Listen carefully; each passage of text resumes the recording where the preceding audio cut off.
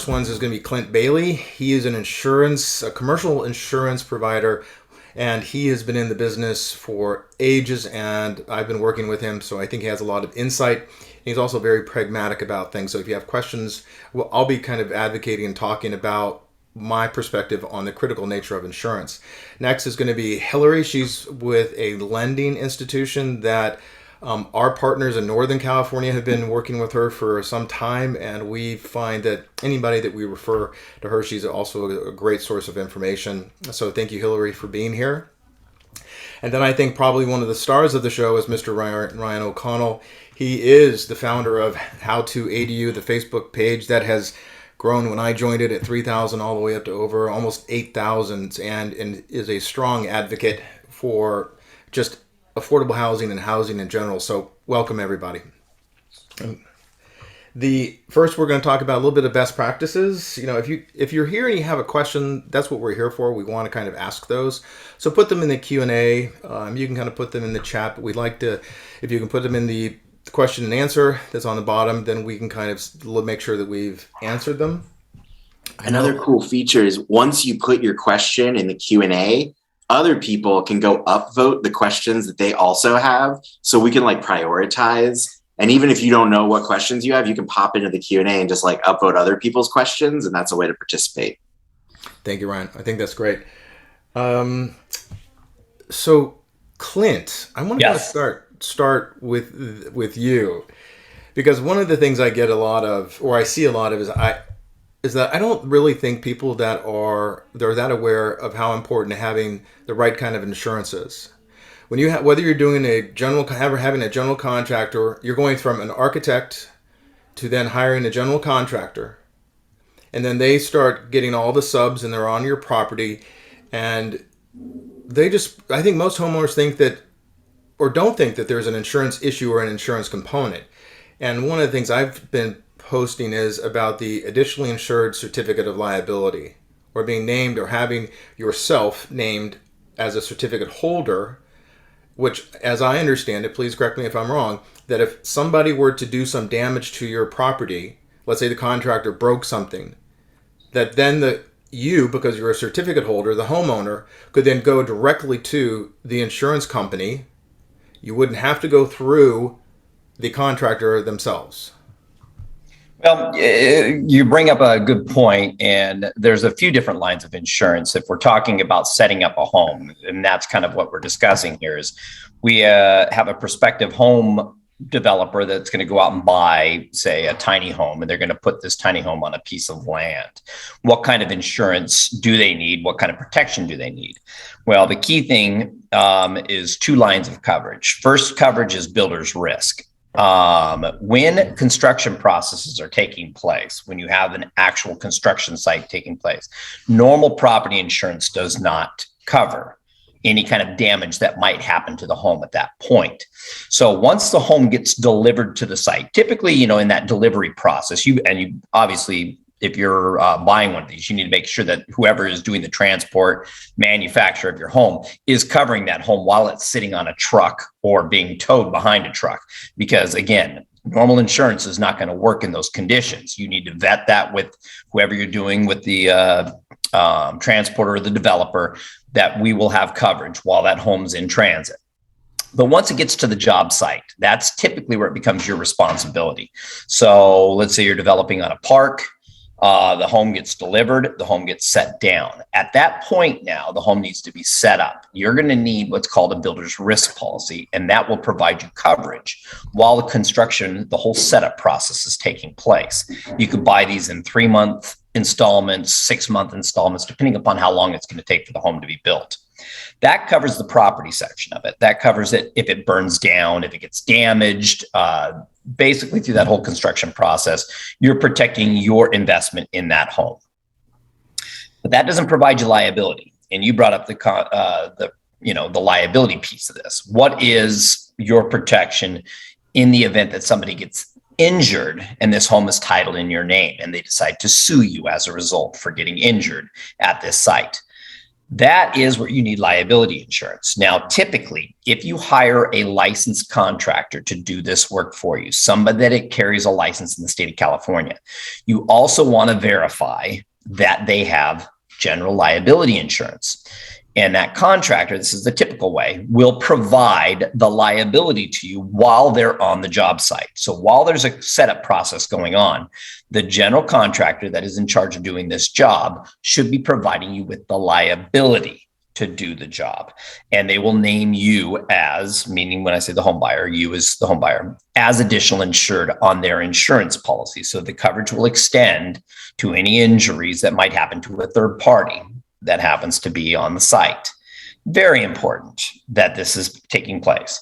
Now, what if you don't hire a GC to do this job and you decide, I think you mentioned a little earlier, that maybe you do it as an owner builder or something along those lines. Yeah, then it's going to be your responsibility to go out and secure general liability insurance for this job. For each one of the trades. So if you have somebody who's doing some excavating, who's digging out the footings, who's putting in the metals, pouring the concrete. So you have a concrete contractor. You need the GL from them as well. You're going to get a GL for the premise for yourself. Then every sub that comes onto the job. So if you're acting as the GC in this circumstance, every sub that comes on the job, you need to secure a certificate of insurance from those subcontractors. The GC normally does this. That's what they're doing. They're forcing that every sub that comes on the property to name them as additional insured. And they're doing that on behalf of you. But if you don't take on a GC, then you're going to need to make sure that you are doing the diligence to make sure that every subcontractor that comes onto the site names, not only carries general liability insurance, but they also name you, the home builder, as additional insured. Now that's for liability. There's also workers' comp that we deal with too. And in the state of California, this is incredibly important too. It is. Because the way our laws are written in California, if you are hiring somebody to come onto your site that is not licensed to do this work in the state of California, you're becoming, in essence, an employer to that person. You're becoming their employer. And if that person gets injured while working on developing or building or setting this home, you're going to be the one that's responsible for paying their medical bills for, however long. If it's disability, it could be for, 20, 30 years that you're paying on this. And it's very risky to go out and hire people that are not licensed to do this type of work. Let me ask a question, because one of the things that I've run into sometimes is where somebody says that they have a contractor's license and they have insurance, and they might say that and you might look at it on the contractor's website. For the state of California, and it says they only have one employee, and then you see 6 on the job site. Yep. Great question. What you're talking about is the state of California allows sole proprietors. Basically, if I am a contractor and I state that I'm the only one that works for my company, I can get workers' compensation insurance waived. Those contractors do that to cut their costs, obviously, yes. And they will go out and yes, all of a sudden they show up to the job site and there are 4 people that are working there. In that event, yes, you can be cited as the employer in that circumstance. So the homeowner would be the employer. The homeowner ultimately can be the one that is found. And this is where I think a lot of people get thrown off, because they'll say that somebody has insurance. Oh, I have it. Here it is. But no one really drills down and says, well, you're the sole proprietor. And I actually got a bid from somebody that had that. And then, because I've been doing property development for 20 years, I then had another contractor who was working on my neighbor's house. And he said, oh, here's everything. And then I asked for, the certificate of liability. Well, it was his buddy's license he was using, contractor's license. And they refused to name me as additionally insured. And because it was like, whoa, no, we're not going to do that. And I was like, so I think that it's really important that everybody kind of gives this a lot more attention, asks the questions that they need to, because this is complex stuff. If you're subcontracting, if you're hiring subcontractors to do various trades, and they have a bunch of people on, find out, get the insurance certificates that Clinton was mentioning, and you need to ask the questions like, where's your workers' comp insurance? And if they don't have workers' comp insurance and you have a bunch of people showing up, that's a big red flag. Absolutely. And, the certificates that come out, it's called an Accord 25 is the technical term for it, an Accord 25. And on that form, they will have a section for general liability insurance and a section for workers' compensation insurance. Both of them should be listed on that form. If they're not listed on their form, and they'll have policy numbers, expiration dates, you do need to vet all this information and verify. And then their license number, go on it, like you were saying, it's the California State Contracting Licensing Board. It's available online, and you can go and run their license number and verify it's the same person that's talking to you that is also attached to that license. If it's not the same person, something's kind of fishy and something might be a little amiss. And that's it's homework that needs to be done, because in the event of a claim, it can really be messy. And you bring that up because my wife is a workers' comp defense attorney. She's the one who would be defending the employer.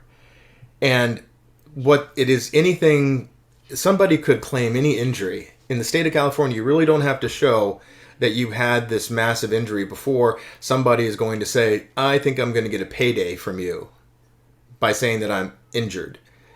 And I don't think it doesn't happen that often, but I live around it all the time. I really like raising the flag up to go, watch out, be careful, make sure that you have all the proper insurance, because what is at risk is the fact that you're going to be the employer, looked at as the employer, and you're going to be responsible for all of their medical expenses.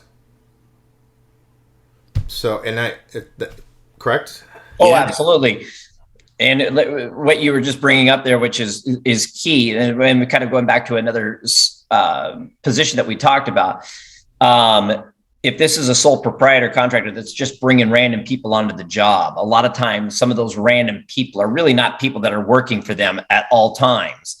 And so they really don't know what the motivation of this person is. And some of these people do realize, and they come to this realization, that it's easy to get a free dime based on our California workers' comp laws that allow them to, it's a no-fault insurance. It's not like they have to establish that there was really, it's just no fault. If you're claiming that you're injured on that site, then, now, of course, they've done a better job of getting some medical providers that they have to go see and, some vetting on that side. But it's still something you just don't want to be involved in if at all possible. Make sure you're using contractors that are licensed for this type of work and carry the right insurance. Yeah. Thank you, Clint.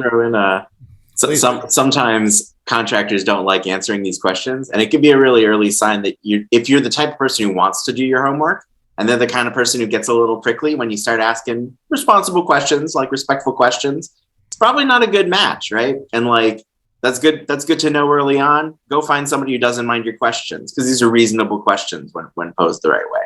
And then the other thing is, if you're looking for a classy way to ask about this stuff, I think it's very common to just be like, hey, how many people do you employ versus what jobs you sub out? How many jobs are you doing right now? And am I going to get your permanent employees or sub crews? And when you ask questions like that, those are very they should be all about those questions. As soon as you start talking about insurance and stuff, some people get spidey, the spider sense tingling, but you're kind of getting the same answer in both cases. So they're good questions, keep in your back pocket. Thank you, Ryan. I think that's really, really good. Clint, I know that you may need to go, but if you want to hang on for any... Sure, I'm fine. Please do. And I want to kind of, hand it off to Hillary, because one of the things that we got in a poll that I put on, the thing is how do you, pay for an accessory dwelling unit? What are the ways? Do I have to go to my savings account? Do I have to go to my retirement account? Can I tap into the equity into my property, or do I have a construction loan option? So, yes, and yes, and yes, and then insurance on top of that. So there's a few different ways to finance an ADU. The most common way right now is a construction loan. And the reason for that, because the question I always get is, Is my property going to appraise? And the short answer is probably not for what you're paying to actually build the ADU. Not because it's not worth it, because the lending world doesn't operate on cost to build. The lending world operates on construction value in terms of resale. So they're looking at comparable sales, and is a house that's like yours with an ADU like yours going to sell, and what is it going to sell for? And that's where the lending world hasn't quite caught up to the ADU landscape. And for the past almost over a decade now, I have been fighting the lending world on this, and we're finally getting somewhere. But it's going to take another 10 years before ADU appraisals catch up to what the value actually is for the homeowner and the ability to utilize a property in multiple ways. So the short answer is yes, you can finance all those ways, but let's break it down. And then I did just see a question, how do ADUs affect property taxes? Depending on the county you're in, so I'm going to go down to the county level, the county tax assessor is going to assess that as livable, taxable living space, which means your property taxes will be impacted by the value of your ADU that they assess it at. Not what the lender assesses it at, not what the builder values it at, but what the county gives you cost per square foot for that dwelling. And then they will adjust your property taxes accordingly. Now, depending again on what county you're in, they will reassess after completion of the build. So hypothetically, you start in March of 2022, your ADU is done 4 months later. So now we're in, let's say, July, August. I'm just going to push that time frame out to July, August. The county tax assessor will reassess for the following tax year. So it's not an instantaneous hit. It actually can take anywhere from 6 to 18 months to get your property reassessed. Does that make sense? If you have any other questions, throw them in the Q&A log.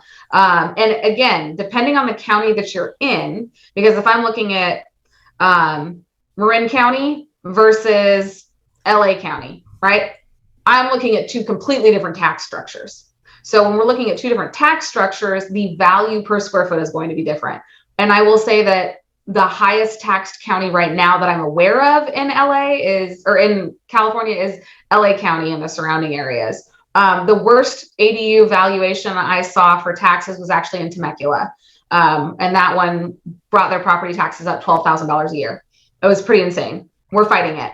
So, sorry, I had popcorn right before this. And that's just one of you never know quite what you're going to get. But with taxes, I will say this: if you're unsure of what the value is going to be, go to the county, get a meeting, and ask them, hey, I'm going to build, here are my plans. I'm going to build a 600 square foot, single level, detached ADU.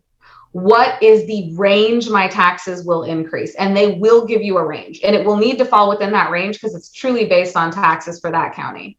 So that's a good way to assess it there. Does the county use average price per square foot to assess value? No, it's a little different by county. So you're going to have the average price per square foot has nothing to do with the valuation of your ADU. It's going to be the county laws, what the taxation is in that state, what bonds and levies have been passed in your community. So all of that gets factored into the price per square foot. What ADU loan products typically have the lowest interest rates, assuming you have a lot of equity in your existing home? Cool. So two things: home equity line of credit, easiest, fastest thing to qualify for. Home equity line of credit is a variable rate second mortgage. It's not fixed. The rates are going to be a little higher than a first, but you can tap into up to 90% of the existing value of your home, what it is right now. That's the cheapest option because there's no closing costs and you only pay interest on what you draw. Option number 2 is a cash out refi. That can be a 10-year, 15-year, 20-year, or 30-year fixed mortgage. You can also do an ARM if you really want to. You're going to lock in that payment. It is going to be a mortgage on your home, which means you are going to get your 1098 tax write-off. Yay, we got to get it where we can take it. And that is going to have closing costs associated with it. They're minimal in comparison to, say, a construction loan. And it will allow you to tap into 75 to 80% of the existing value. So if you're a homeowner who has a lot of value, that would be the loan program I would push you to before I would suggest a construction loan. I think it's most important that if you have the resources already, utilize those, don't pay more than you need to. If you don't have equity, that's where the home style renovation loan, I saw that on the Q&A, home style renovation loans. Those are going to be the most expensive type of loan, that or a traditional construction loan, but we get to use future value of your property, which means I would go to David and say, hey, give me the plans for what you're going to build for these people. Tell me a lot about what the finishes are on this property. He gives me a description of materials and a full scope of work. And I say, great, this property is going to appraise at X with my appraiser.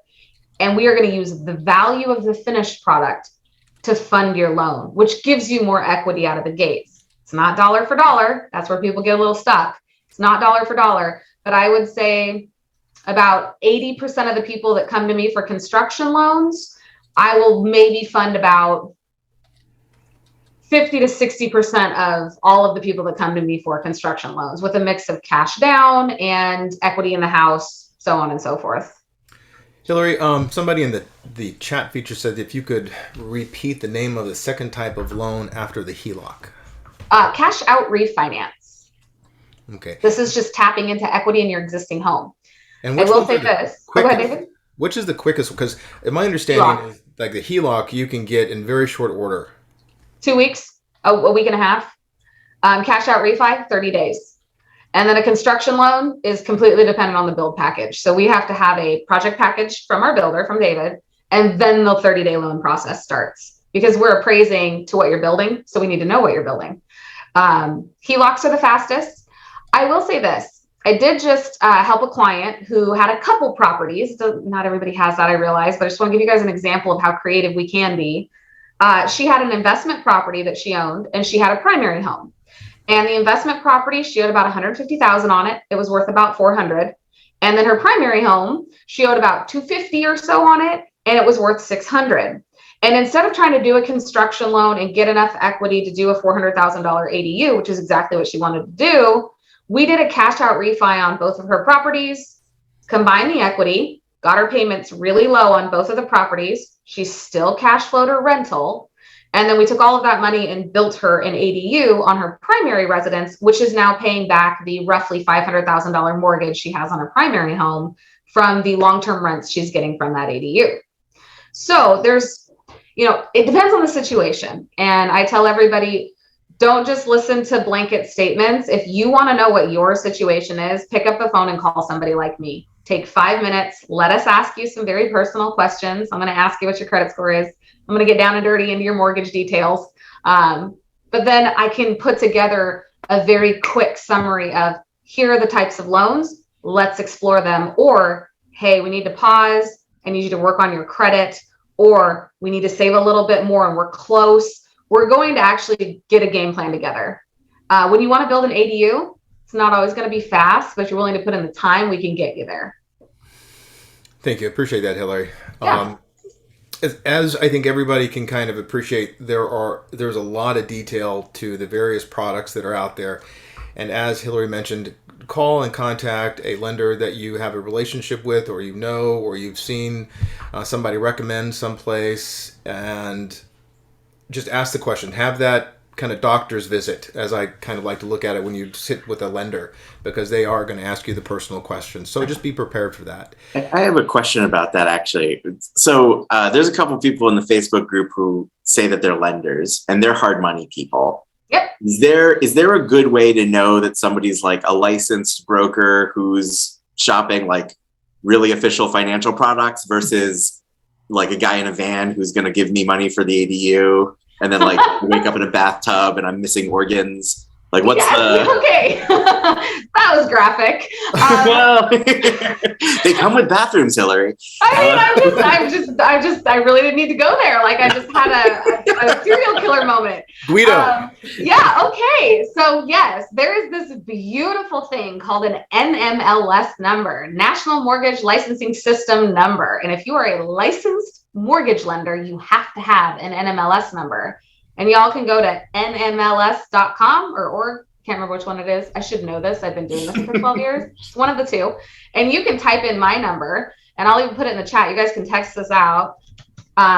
You can, I didn't put it in the chat. Can someone put that in the open, answer, dismiss thing for me? You can type that in and it's actually going to bring up my record as a mortgage lender. It's going to tell you that I'm not a felon. I get my fingerprints done every year. I'm a good lender. What companies I've worked for, it actually gives you a list of all of the institutions I've worked for in the last 12 years.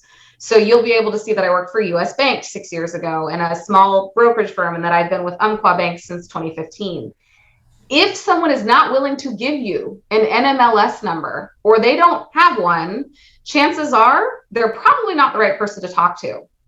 Additionally, banks, so bankers who do home equity lines, they also have to have an NMLS number. So if you're talking to a banker, they also have to have one. Hard money lenders don't. They're on capital financing on private lines. It's a whole set of different rules. So if you're looking for a true residential, lowest interest rate possible loan, start with NMLS. And it's serious stuff. These are big loan products. So like, you know, I'm being glib, but I see conversations in the group, and I just want everybody to be with responsible, regulated lenders. So use that NMLS. NMLS. I know it's hard, isn't it? It's a mouthful. Also, if you guys at any given time want to know if a lending institution is solid, lending institutions have an NMLS. So they are also assigned one. Umpqua Bank, where I work, has its own, and I am licensed under them. So if you're looking at, I'm going to use a totally non-existent lender, ABC 123 lender, and you're like, dude, this guy's sketchy. If you go look at their NMLS and they're being sanctioned by the SEC for fraud, you probably shouldn't be talking to them. So it's a really simple, easy system. It's as simple as going to Google and typing it in and asking, what's the NMLS of Umpqua Bank? Searching it, and off you go. It'll take you 1 minute tops. Thank you. And I think the other thing, you know, Ryan, is that people really haven't touched on it, but they're looking for hard money because it's quick and easy. The interest rates are amazingly high in most cases. I mean, we're talking, you know, close to 10%, if not higher. And, you know, if they're going to do a deed restriction on your property and something goes sideways, that's, like you said, the bathtub. Yeah, and you know, I get that there's an important role for that to play too, because like if you do like the construction loan setup that Hillary's talking about, right? It's loan number one has an inferior rate, and at the end of the construction, you do a takeout loan, and you're back to a normal rate. So I get why people are tempted to go hard money and then do a second step, but just remember that professional real estate developers. Capital is everything. That's the big piece. That's where every project goes upside down. And so whether you're successful or unsuccessful is really, really important when it's your house, your yard, your money, your credit. You're not protected. Most of you aren't protected by having like a corporation that's taking out the loan. So like be really serious about it. Don't do a 2-step dance with a stranger. Like make sure that the first step is with somebody who is regulated by the government. I want to piggyback on that, Ryan, because there's something that a lot of people don't realize, and I haven't mentioned it in the Facebook group because I don't want to scare people. But I get a call at least once a day. I had a call at 9 o'clock this morning. I'm halfway through my renovation in my ADU and I ran out of money. Can you help me? Here's the thing. And I see Clint's like, nope, she can't help you. I can't. Lenders cannot help you once you break ground. If you break ground on an ADU build and you start construction, you've opened up every lien window under the sun. And a title company and a lender, they won't touch you because now you've got a liability issue with people on site, and we can't come in and put a loan on there. Because if someone breaks their foot, like Clint was saying, and puts a lien on your property saying, hey, you owe me money, the bank loan gets put in second position. And from a risk perspective, we're not going to do it. We're like, sorry, you're SOL. Now, that's not pleasant, but would you lend me money if you knew somebody broke their foot and I owed them $100,000? Probably not, because you know you're never going to get paid back. So what I tell people, if you don't have enough money to build your ADU in cash, find the funding first. Don't break ground, because it will be a much more painful process for you. I am seeing people take out $40,000 and $50,000 personal lines of credit and personal loans at 12% to try to get this crap built. And I say crap because at that point you're rushing it. You're paying for crap items. You get a very bad finished product. And then what happens is it doesn't appraise. So you can't pay off that $40,000 line of credit at 12% because your property doesn't appraise. So the horror stories are very real, but it's the people that aren't doing the work up front, like Ryan's talking about, that are the ones that get caught. And they're not working with builders like David and Yimby and really looking through the due diligence period. I'm the last piece. I need to be the last piece to make sure everything falls in line so that when you do build, that process is seamless. And when I say I get a call a day, guys, I'm not exaggerating. I've written down over the last 2 years, I've actually taken to making my assistant write out who's called me. We now have a list of over 2,000 customers who've called us with incomplete builds, and about half of them have still not been able to refinance because we check in about every 3 months. And it's very real. So when we're talking about protect yourselves from a liability perspective, working with the right builders, having a builder in your back pocket is, in my opinion, after doing this for 12 years, is one of the secret keys to building an ADU at the moment, because supply chains are insane, costs are absolutely astronomical, and nobody knows how to deal with the counties because they keep changing rules on us like every week. And so it's just protect yourself is what it comes down to, and make the right choices before you jump into the long game.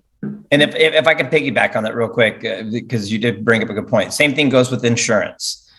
Do not, a lot of times a contractor will come out and say, yeah, we can have this project done for you in 3 months, we'll have it, or 6 months.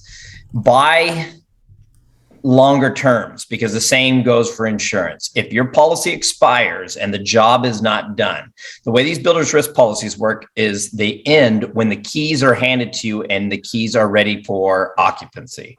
That's called a certificate of occupancy. Once we have that, then the insurance needs to change from a builder's risk policy into a homeowner's or dwelling fire policy, however you plan to use the place. But if your builder's risk runs out before certificate of occupancy, carriers do not want to get on another term after the construction project's already begun. They're going to say no. So you need to make sure that you get the same insurance company to go from project start to project end. And you cannot have it run out or expire before that term. So just another heads up on that. So it's something to be really kind of important to say, okay, if they've started construction and their insurance policy expires in 2 months, you need to make sure that. Not the contractors. No, I'm talking about the builder's risk. This is as a buyer, you need to protect your assets. So when the asset's being, put on the site and the construction process begins, the carriers that write these projects do not want to pick them up once they're midterm. They want to take them from start to finish, because the bulk of the risk is at the finish. It's not at the start, it's at the end. And so if you're writing with a builder's risk company, they don't want to pick up just the end. They want to pick up the entire job. So you just make sure that you buy enough insurance. So the contractor tells you that it's going to take them 6 months, buy 9 or buy 12. You'll always get a refund if you get the certificate occupancy beforehand, as opposed to trying to buy cheaper terms by getting a shorter term or time frame. You're just going to not find another carrier to get on board. And Clint, are there companies or entities that specialize in builder's risk? I know you specialize in commercial, but yes, and that's I was answering some of those questions earlier on the chat feature. This is not, you don't just call up your local farmer's agent and they go, yeah, sure, let's go. There are specific carriers that do this type of insurance, so you have to contact an independent agent. Those of us that specialize in this obviously know the markets to go to and write this stuff. But yeah, you have to go to a specific program that will do builder's risk for these types of homes, because it's not necessarily ground up construction. It's a little unique. You're bringing in a prefab in most circumstances, right? We're dealing with homes that are manufactured in a certain site, and then they're being brought to another site where they're being set up. Yeah, or that which you've talked about and alluded to, which is Title 25 manufactured homes. This kind of thing is going to cover whether you're doing that or you're doing a Title 24 UBC compliant stick built, or you're doing an off the shelf design build, or you're doing a kit. It just kind of depends on the codes to kind of talk about. But there's going to be construction on your property, and that's how you want to protect yourself. Yes. And then Another point that I was thinking as you guys were going through is it depends on the circumstance. This is why you always just want to talk to an agent. Is it depends upon the circumstance that you're doing. If you're building this on a piece of property that you already own, where you have a home already, there's already liability insurance through your homeowner's policy. You could talk to your homeowner's carrier, let them know, okay, we're planning on doing this, because technically they're picking up that exposure, because homeowners policies are based on your premise address. And so if you are putting like a secondary structure on your actual home site, you need to let your homeowner's carrier know that you're doing this, so that they understand that the liability is going to be extended. I can't tell you how they're going to respond, but you are afforded some workers' comp coverage under your homeowner's policy, and you're afforded some extended liability. But when you are doing a big project like this, they're going to want you to have a GC on there that is licensed and insured. Well, while you're going down that track, once you're finished and you start getting, maybe you get a tenant in, and it's not your family, what do you do then? What renters insurance? They have to buy a renter's liability policy. You'll still be responsible for insuring the dwelling for burning down, et cetera. But you do want to make sure that you get that your tenants come in and buy what's called a renter's policy, that they're providing some liability for themselves, and if any guests they bring over, that they have some primary liability there to protect you. Not only that, but when you buy a renter, or when you mandate your tenants to have a renter's policy, you get what's called fire legal liability.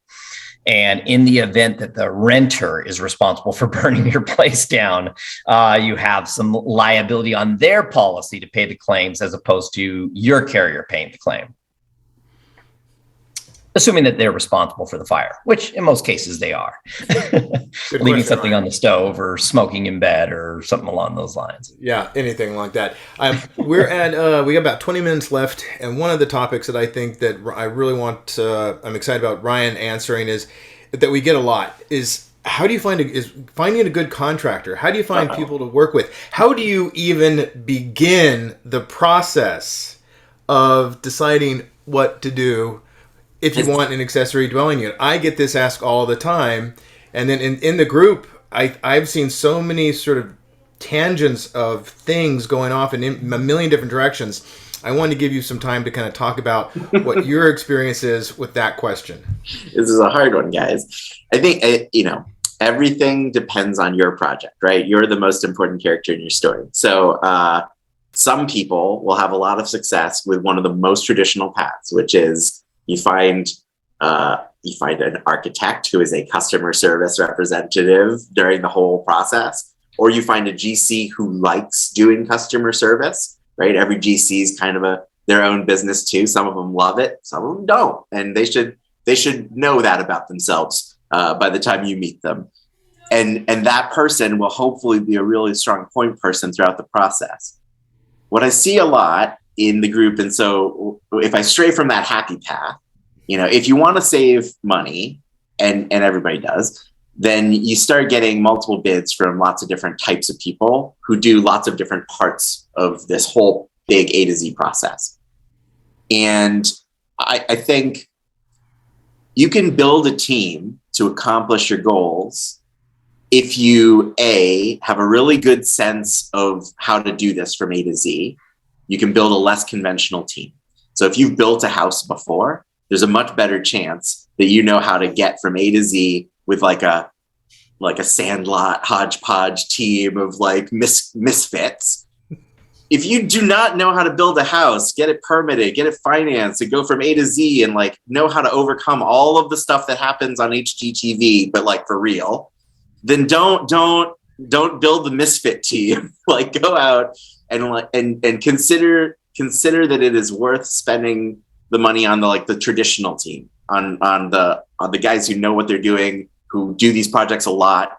And to find them, if you don't know how to identify them by the price tag, you also can ask questions: how many ADUs have you built? Building ADUs, I think, is a little bit different than building houses. And my proof of that is how many people call me every day and say, I thought he was a builder. He built so many houses, or this architect is like the most experienced architect in my region. They don't know the first thing about this permitting process. I'm like, well, ADUs use a different set of laws and you got a really experienced person, but they don't know about ADUs. Or like your builder has built a bunch of mansions, but they're not used to the Title 24 requirements on an 800 square foot unit with tons of windows, which is totally different, right? Yeah. And they're doing insane things because the regulation requires us to overbuild them a little bit. And your builder just didn't know that when he bid the project or she bid the project. And so they were going off on a completely different tangent. So I suggest going with the traditional team if you don't know how to do this already. I suggest asking specifically whether they built ADUs or not, and like get some customer references. Then it's just like interviewing for a job. And then lastly, I think to some extent, even when you work with the A teams, you gotta just use common sense to make sure everybody's well managed and incentivized to be successful. So like somebody called me the other day, said that they had a 2-year-old bid from a contractor, and they wanted to know how they could force the contractor to honor that quote. And I was like, well, hold on. Let's say that you have that agreement, right? And that you find some legal way to force the contractor to honor that quote. Don't. Prices have changed. That builder will hate you. They will be losing money every time they appear on the project, and they will be incentivized to do a terrible job for you. Now, go back to them and have an honest conversation about ways to like, hey, you were so good before, can we keep the competitive, and like have an adult conversation, and maybe you'll still get a good rate because you're being a human, but like don't try to force people into giving you the best price possible, because there's strings attached every time, right? What's another good example? If you get an owner builder, which I often recommend, on these small ADU projects, a lot of the time owner builder makes more sense than full-fledged architect and then GC, and then especially on conversions. But you want to think about like when that owner builder, sorry, I'm saying owner builder, I mean design builder, my bad. Yeah. When you get that design builder in there, when they're doing the design part, you want them to be thinking hard about the design to make the build as cost effective as possible. Now, if they're giving you the design for free and they're making all their margin on the build, they're not incentivized to do a really thoughtful job on the design. And it's not their fault, right? You structured the deal so that they only care about the build. If you split it up and say, yeah, I love design build, but can you do the design and then bid on your own design? Then that's a very different proposition. Now they're going to have to put some effort into the design being the most cost effective, and then also put some effort in on the bidding process. Not everybody wants to do that, but it's a good example of like, if you set up the incentives right, it can work, and everybody who's competent can do a good job.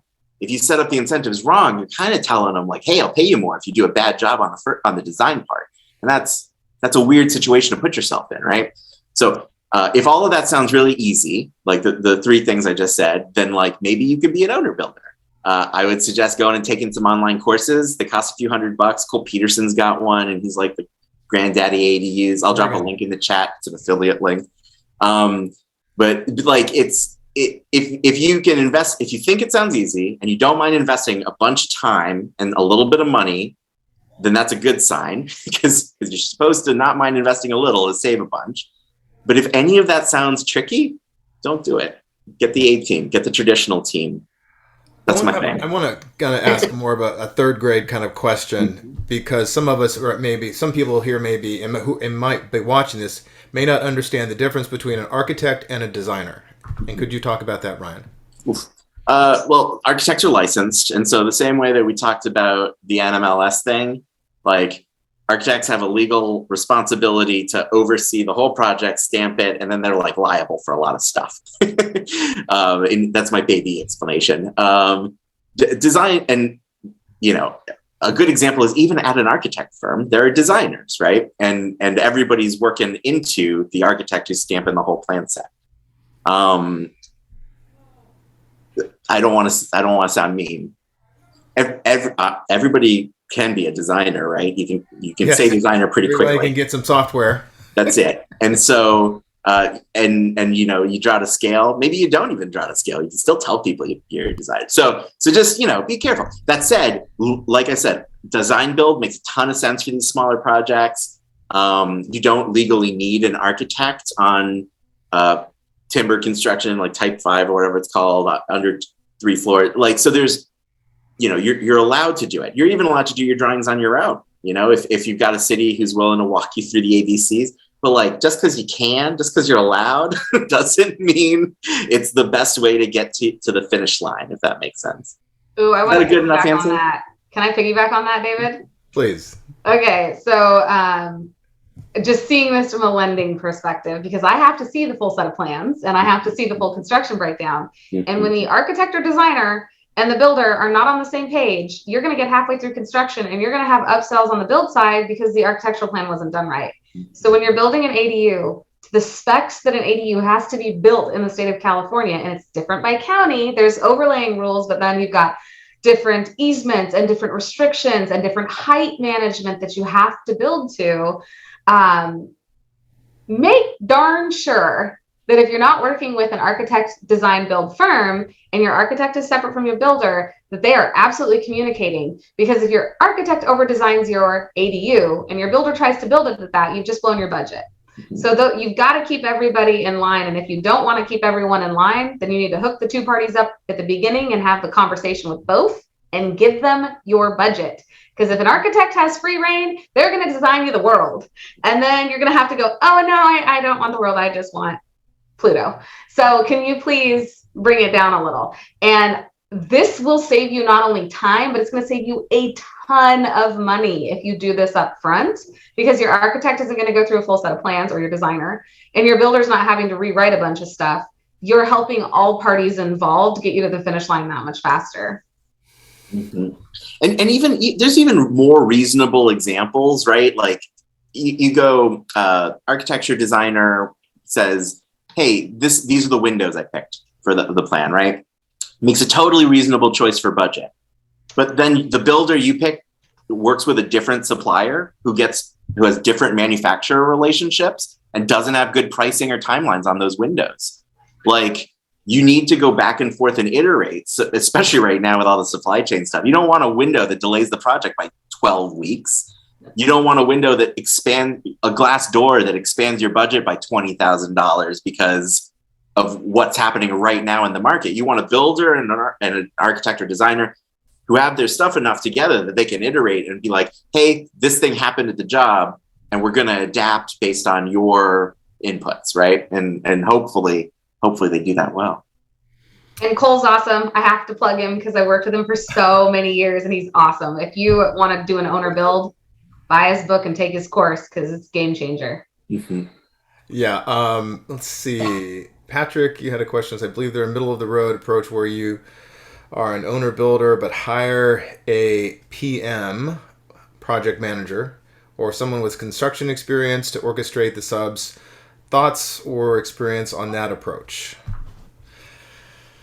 It's a good keystone for every part of this conversation, right? Because it's really tricky. Who's got the insurance in that PM over subs in an owner builder permit, right? Like, if you're subbing out, even if you only get licensed subcontractors, but now you've got a PM who, let's say that PM, he or she makes a mistake, because stuff happens, right, on these jobs. Something's going to happen. Who's responsible in that setup, and how do you adjudicate it? Like, it's a weird idiosyncratic industry with lots of different players and lots of different responsibilities. And every year somebody comes out and says they're going to revolutionize the whole thing, and they're going to be A to Z, and they're going to change the way it works. And God bless them. I wish they could, but be careful when you're doing this build your own team. Like, it's an exact example of what I'm talking about with the team of misfits. And I love Major League. I love Sandlot, but be careful, man. And that was a good question, Patrick. I know we have just a couple more minutes because we're just going to shut this thing down at 3:00. And I want to be respectful of everybody's time. And one of the things that I feel personally that is not really covered that much is going to be the difference in types of construction. Whether you're doing a stick-built, Title 24, UBC compliant. Title 24 is the energy code for the state of California. We've talked about that a little bit because, sometimes smaller units with lots of pretty windows, and you run the Title 24 calculations, well, they may need to have an insulation in the ceiling that's an R58. It may be a foot deep of insulation. to kind of compensate for the sun that's going to be coming in through those windows. That's the Title 24. And using the Uniform Building Code with the various jurisdictions, those all kind of go together with that design and build package for a traditionally built ADU.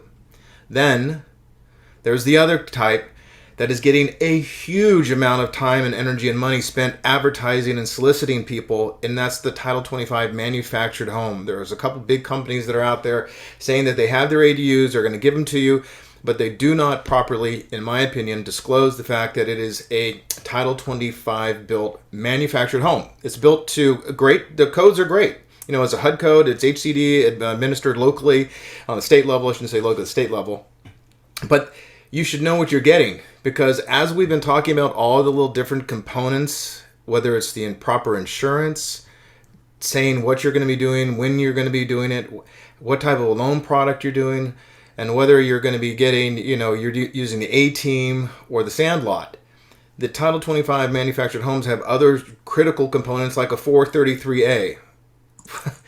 And for those who don't know, 433As are permanent foundation systems that will record the manufactured home to the land, so now it becomes one with your property. And I again have not seen those things kind of come up, but as somebody who's been in the industry for so long, I'm just like, all these little red flags are kind of coming up with. But but they're very good, solid products, and I endorse both of them. The one that I am really concerned about, and I would love to get Ryan's opinion on this, are those companies that are also spending a lot of money and are advertising these things that'll come to your property and you can just plug them in. And you don't need a permit to have them put on there. And if you drill down just a little bit below the surface, you find out that they're being built to the RV codes. And so I'm like, oh my goodness. And people on the group are saying, oh, I got one. It's not built to the RV code. Oh yeah, I guess it is. I'm like, so those are things that I'm worried about, that people are not, the vendor, the seller, the provider is definitely not making it known. And the people that are saying you can do it for $50,000, you can get an ADU starting at $50,000. You're going to have to move it off your property if you want to sell it, because you can't sell it. It's not a permittable thing. It's like a tiny home. You cannot sell that ADU and that property. You're going to have to get it off before you try to sell your property. Thank you, Hillary. I literally just had someone have to do that in San Diego. They got a RV spec. It was $49,000, and they went to go sell it, and the county said, it's not permitted dwelling, and it's a car. Get it off the site. You cannot sell this property until you do. So that is something to consider. It changes the resale value of your property. Yeah, that's the classic. Is it an appreciating asset like a house, or is it a thing that just lost half its value when it showed up? Guys, I don't want to sound like sometimes I sound like I'm making fun of folks. And here's the thing. You got to know again, you're the main character of your story. If what you need is a caretaker trailer and motorized trailer makes the most sense for you, then obviously do that. It's much cheaper, and maybe that's what you need in life. And we all have a lot of needs right now that we're discovering. If what you're trying to do is build an investment on your property that's going to be there for decades, lodge a family member, create some security for yourself, be an appreciating asset, there's a very specific path to getting that. and anybody who's selling you something that sounds too good to be true, spend serious time interrogating it. It is free to go into the group and go, hey, what do people think about this? And kind of put the cheerleaders aside. It's great that there are fans of different products, but then look at the criticisms and go, is this a real criticism? Is it valid? Let me go ask the manufacturer for to disprove this, and just interrogate it. It's worth the savings if it's true. And if it's not true, it's worth doing the research. Yeah. So thank you for answering those. Hillary, I did not know that you had to move it off the property. It's like think about it this way. A manufactured home is considered a vehicle in the eyes of the lending world. It is a detitled asset. So when you put a manufactured home on a site, or a manufactured home? Both. When you put a manufactured home on site, you have to detitle it. So there's an actual title change that goes with the 433A. Yes, sir. And because of that, the lending laws around it are different. Now, you can have a manufactured home, no problem, resell it, you're totally fine. But if you do something like what's considered an RV and you put it on the site of the property, and a mortgage lender comes in to help somebody buy that property up, the mortgage lender is going to say, I can't finance that RV. I can't finance. It's not a financeable asset. You got to get it off the site. Not that it's not a great thing for people. Like you said, Ryan, might be an awesome solution for 10 years for somebody. Great. Simply be prepared that if you go to sell that site, whatever that is, the county's going to say, mm-mm, and the lender's going to say, nope. And everyone's going to have to get up in arms and move that off the site in order for the property to be saleable. Yeah, thank you for that, Hilly. I think the one thing, too, as we kind of wrap up, is I've seen recently on Twitter is that some housing affordability advocates are mentioning that certain cities like LA and some other Northern California city are allowing RVs to be placed for housing. And I get that they're inexpensive, but they're not a long-term solution. And I think that there are ways to be able to provide long-term permanent structures. And I just wish that the state and our elected officials would look at that as opposed to temporary fixes. Clint, Hillary, Ryan, thank you so much for your time. This has been so much better than I would have been, hoped for. For everybody that's still here with us, thank you for participating in the chat. We were going to send you a survey out that says if there's anything else that you'd like us to cover, if you'd like to do it again, or just any sort of feedback that would help us out, we'd appreciate it. Also, too, I know that we'll be putting it on we'll be reposting this, and I'm pretty confident Ryan may consider doing that as well, too. So thanks, everybody. Thank you. Thanks, guys. Thanks, Ryan. Okay, bye-bye. Bye-bye.